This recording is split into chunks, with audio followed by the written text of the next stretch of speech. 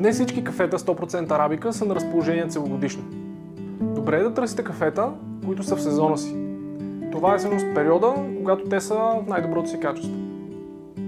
След като реколтата е обрана и плодовете са обработени, зеленото кафе обикновено си почива за около 30-60 дни, преди да бъде натоварено в контейнер и изпратено при прекупвачите на кафе.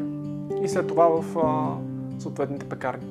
Затова не забравяйте да попитате вашия майстор-пекар или бариста от коя година е реколтата на кафето, което ви предлагате.